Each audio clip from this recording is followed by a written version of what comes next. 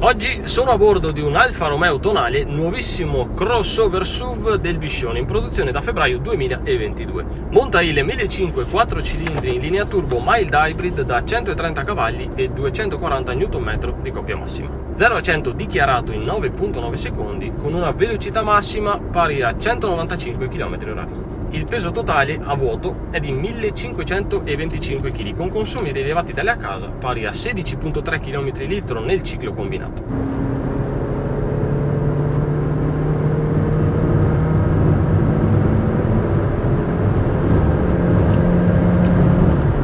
Beh, tutto sommato la potenza c'è.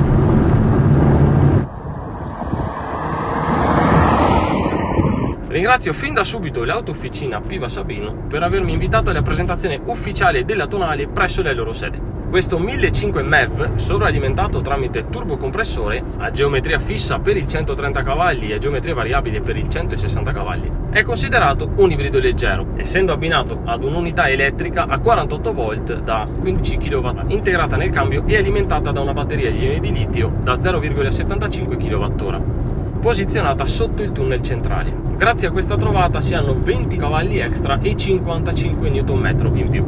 Quest'ultima, non essendo collegata all'albero motore tramite una cinghia ma direttamente al cambio, può far procedere la vettura con il motore termico spento alle basse velocità, dunque quando è richiesta poca potenza, ad esempio durante le manovre. È abbinato all'inedita trasmissione automatica a doppia frizione a 7 rapporti sviluppata con Magna Steyr, azienda con sede a Graz, Austria, dove vengono prodotti diversi modelli di auto destinati al mercato europeo, oltre a tantissime componenti. Devo dire che la progressione del propulsore, unita agli innesti precisi del cambio, permettono alla Tonale di muoversi agilmente nel traffico, così come di scaricare al meglio la coppia motrice. La trazione è anteriore, basta e avanza, senza mai andare in crisi. Il listino prevede anche un 1.600 turbo diesel da 130 cavalli e la top di gamma ibrida plug-in 1.300 multi-air Firefly da 180 cavalli. È abbinato ad un convertitore di coppia 6 velocità e da un motore elettrico da 122 cavalli posizionato sull'asse posteriore. Dispone quindi di 275 cavalli che, grazie alla trazione integrale Q4, la rendono decisamente interessante con uno 0 a 100 in 6 secondi e 2. Potendo sfruttare l'elettricità si poteva anche pomparla di più, a mio parere.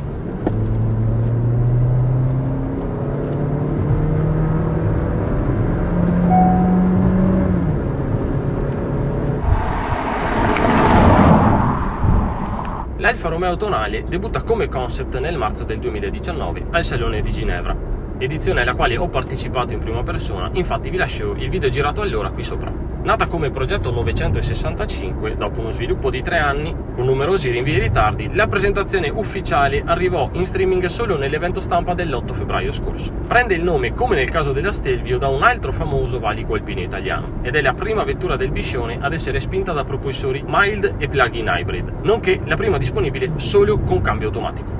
Altra primizia, l'essere il primo crossover SUV di medie dimensioni a motore trasversale e trazione anteriore del marchio italiano, costruito nello stabilimento di Pomigliano d'Arco sul pianale modificato delle Jeep Renegade e Compass. Sfrutta lo schema sospensivo a ruote indipendenti di tipo MacPherson all'anteriore e MacPherson Chapman al retrotreno.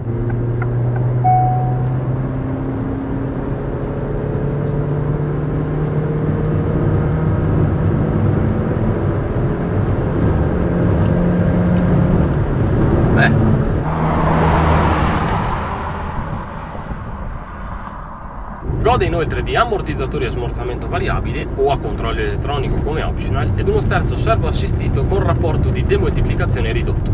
Monta anche la Integrated Brake System già visto su Giulia e Stelvio, che incorpora traction control e servofreno, migliorando la risposta del pedale. Insomma, si è fatta attendere parecchio, ma alla fine è stata studiata ed assemblata con criterio. Il frontale è rimasto sostanzialmente invariato rispetto alla concept, è valorizzato dai gruppi ottici a 3 proiettori ispirati a quelli della SZ del 1989. I primi fari a matrice di LED prodotti dalle Marelli ad essere installati su un'auto italiana. Il trilobo anteriore è formato immancabilmente dalle prese d'aria e dallo scudetto, tratto distintivo del Biscione, con la presa d'aria nella parte inferiore del paraurti ripresa da Giulia e Stelvio. A mio modesto parere è uno dei più bei frontali di categoria.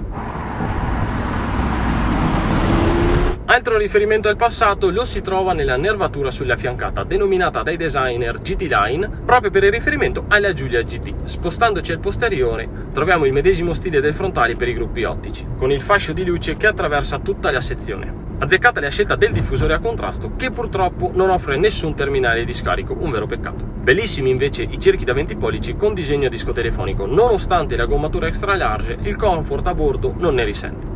Complessivamente, con i suoi 4,50 m abbondanti di lunghezza, ha dimensioni importanti per il segmento dei SUV medi. Passando agli interni, debutta il nuovo stile Alfa Romeo, molto più tecnologico e moderno. La plancia retroilluminata ospita lo schermo TFT da 12,3 pollici, mentre al centro troviamo un altro schermo touchscreen da 10,25 pollici, grazie al quale si comanda l'infotainment. Il volante rimane quello già visto su Giulia e Stelvio, con il pulsante di avviamento integrato e le ampie palette del sequenziale, un po' ingombranti quando si va a mettere l'indicatore di direzione, se devo dirla tutta.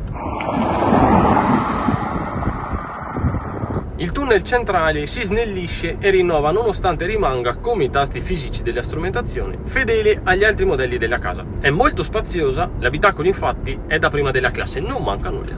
Con un prezzo di listino a partire da 35.500 euro fino ai 44.800 per la 1560 cavalli veloce, l'Alfa Romeo Tonale è un'ottima proposta in linea con quanto offerto dalla concorrenza. Finalmente, oserei dire. La versione di lancio, la speciale, offre i cerchi in lega da 20 pollici, l'infotainment con sistema di navigazione, portellone elettrico, retrocamera, sensori, fari e matrice di LED, impianto frenante maggiorato, cioè quantità e qualità. Alfa Romeo stavolta ha fatto centro, nonostante si sia fatto attendere troppo, rischiando purtroppo di presentare un'auto già vecchia. Ad ogni modo, la Tonale è qui, proiettata al futuro anche grazie all'NFT che ne certifica in maniera univoca e garantita al 100% utilizzo e manutenzione, utile per garantire un alto valore dell'usato.